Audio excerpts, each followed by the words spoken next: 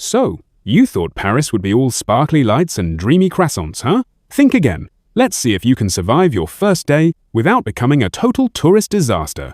Paris is the city of love, sure, but it's also a battlefield for first-timers who don't know the rules. Picture this, a goofy stick figure version of you. Big eyes, wide grin, red backpack, yellow shirt, stumbling through the streets, trying not to get crushed by Parisian chaos. You're about to face grumpy waiters who might as well be dragons, tourist traps that'll bleed your wallet dry, metro mazes that'll make you question your sanity, and pickpockets who move faster than a cheetah on a sugar rush. If you want to make it through without ending up broke, lost, or crying under the Eiffel Tower, stick around. You'll get the survival tricks to dodge the chaos and maybe even look like you belong. Let's see if you've got what it takes to conquer Paris. It's 8 in the morning, you're fresh off the plane, stepping into Paris with stars in your eyes, dreaming of sipping coffee by the Seine and snapping pics of the Eiffel Tower. First stop, a cute little cafe on a cobblestone street, because you're starving and that croissant dream needs to come true. You walk in, all excited, but oh boy, you've just walked into a lion's den. Except the lion's a waiter, with a twirly mustache and an apron fancier than your whole wardrobe. The chalkboard menu's all in French, looking like some ancient riddle you'll never solve, and when you point at it and mumble coffee like a confused puppy, the waiter gives you a glare so cold it could freeze the Seine solid. He snorts, walks off, and leaves you sitting there, no coffee, no croissant, thinking you might starve before you even see the city. Parisian cafes aren't your cozy coffee shop back home. They're a survival test, and you're already failing. Cafes in Paris come with a rulebook thicker than a baguette, and if you don't know it, you're toast. First, you can't just grab any table like it's a free buffet. Some are for drinking, some for eating, and the waiter decides your fate. Sit in the wrong spot, and you'll be ignored for hours, or he'll swoop in and move you like you're a naughty kid who stole his seat. Ordering's a whole other beast. Waiters expect you to know what you want, and they don't have time for your pointing and guessing game. And when it's time to pay, if you don't know how to ask for the bill, you'll be stuck there forever, watching pigeons fight over crumbs, while the waiter chats with his buddies like you're a ghost. You're starting to think maybe you should have packed a sandwich from the plane, because this cafe thing might just be the end of you. But hold on, you can survive this cafe jungle if you play it smart. First trick, learn a magic phrase that'll save your life. Say, bonjour, un café, s'il vous plaît. It means, hello, a coffee please, and if you say it with a big smile, that grumpy waiter might not hate you on sight. You give it a shot, bonjour, un café, s'il vous plaît, and the waiter nods, brings you a tiny espresso, and even tosses in a croissant for free. Next, when the bill lands, check for service compris. That means the tip's already in there, so you don't need to leave extra unless the waiter was actually nice for once. You see, service compris. Leave €1 anyway because you're feeling fancy, and suddenly you're a cafe pro.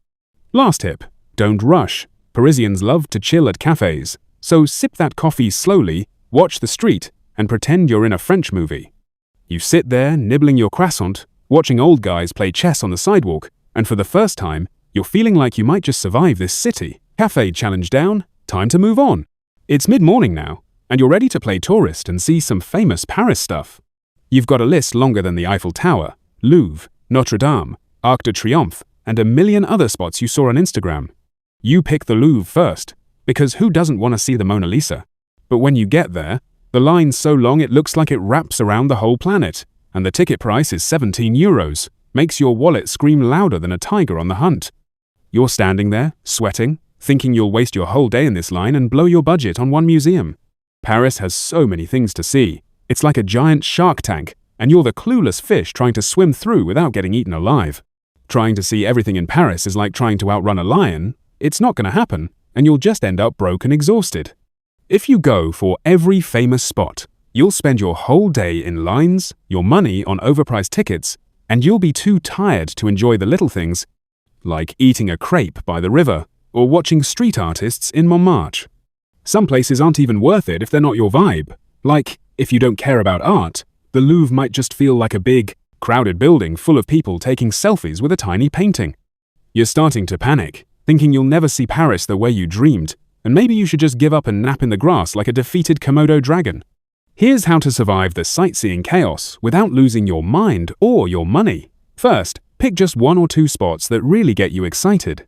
You decide the Mona Lisa's your big goal, so you stick with the Louvre and save the other places for another day. Second, Book tickets online before you go. It's usually cheaper, and you can skip those lines that make you want to scream into the Seine. You pull out your phone, buy a Louvre ticket for €15 online, and snag a skip-the-line option that gets you in faster than a shark-chasing dinner. Third, mix in free stuff. Paris has tons of cool spots that don't cost a penny, like walking along the Seine, checking out street artists in Montmartre, or chilling in a park like Jardin des Tuileries with a picnic. You spend a couple of hours at the Louvre, snap your Mona Lisa pic, then head to the Seine with a €3 sandwich from a bakery. Sitting by the water, watching boats float by, you feel like you're in a French movie, and you didn't even go broke. You're dodging the tourist traps like a pro. Time for the next challenge.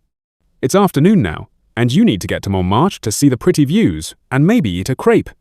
You head to the metro, but here's the catch. The station's like a giant maze straight out of a Komodo dragon's hunting ground, and all the signs are in French. You try to ask a station worker which train to take, pointing at a map and saying, Montmartre, over and over, but the worker stares at you like you're speaking snake hisses. Then you try the ticket machine, but it's all in French too, and you accidentally buy a pass for a whole month instead of one ride. Now you're out €20, still lost, and thinking you might be stuck in the metro forever, like a flying snake who forgot how to glide. The language barrier in Paris can hit you harder than a tiger's pounce, especially in places like the metro or small shops where people might not speak English, or just don't want to deal with you. It's not just about getting around, it's the little things, like asking where the bathroom is or if a shop takes cards. You can feel like you're on a different planet, waving your hands around, hoping someone understands you. It's enough to make you want to hide in your hostel and never come out. You're sweating buckets now, thinking you'll never make it to Montmartre, and you might just live in the metro station forever, eating stale chips from a vending machine like a sad little lizard. But you can beat this language game with some sneaky tricks. First, learn a few phrases that'll save your skin. Besides, bonjour, un café s'il vous plaît, no, où est? It means, where is? And add what you're looking for, like, où est, Montmartre. You try it, où est Montmartre? And a nice lady points you to the right platform with a smile. Second, download a translation app like Google Translate. It's free, works offline if you download the French pack, and you can even speak into it to get the right words. You use it to fix the ticket machine mess, get a single ride for €2, and feel like you just outsmarted a shark. Third, don't be scared to look silly, smile, use hand gestures, and laugh it off. Parisians might seem cold, but they warm up if you're trying. You start waving your hands like you're in a game of charades, and another traveler helps you find your train. You make it to Montmartre, grab a crepe with chocolate dripping everywhere, and take in the view of Paris from the hill. Language barrier? You just slithered past it like a pro. It's evening now, and you've saved the best for last, the Eiffel Tower at sunset. You get there, and it's straight out of a fairy tale. Twinkling lights, couples taking selfies, the whole place glowing like magic. But then, disaster strikes faster than a tiger's charge.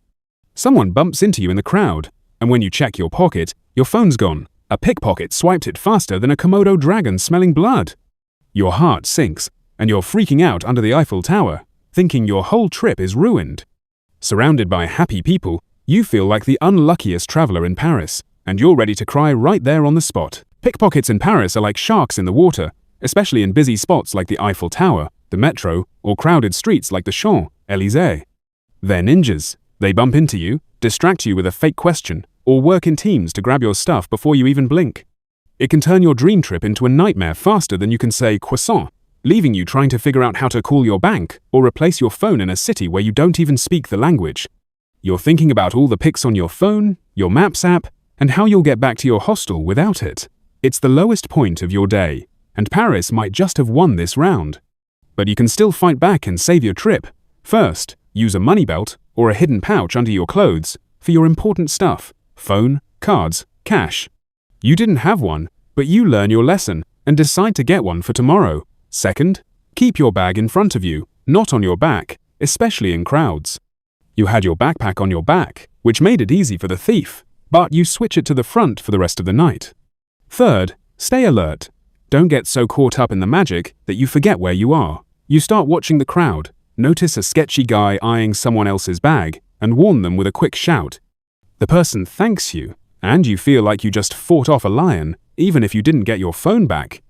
You still have your wallet, so you grab a €1 soda from a nearby stand, watch the Eiffel Tower sparkle, and decide to end the day on a high note. Paris threw its worst at you, but you're still here, and that's what counts. Let's look back at your wild first day in Paris. You started off getting roasted by a cafe waiter, but you learned how to order like a pro and chill like a local. You tackled the Louvre without wasting your whole day, found free spots to enjoy, and dodged the tourist traps like a seasoned survivor. You beat the language barrier in the metro with some sneaky phrases and a magic app, making it to Montmartre like a champ. And yeah, a pickpocket tried to ruin your evening at the Eiffel Tower, but you fought back and still ended the day with a big goofy grin under the twinkling lights. Paris threw everything at you: cafe, drama, sightseeing chaos, language mix-ups, and sneaky thieves, but you made it through, and now you're basically a Paris pro. With these tricks, you can handle the city like you've been there forever, soaking in the magic without the stress. Picture snapping pics by the Louvre, eating the best crepe ever in Montmartre, and feeling like a true Parisian under the Eiffel Tower. That's your Paris trip waiting. Go rock it. Just don't let those pickpockets smell your fear next time. Subscribe to BopTrek for more travel hacks like this.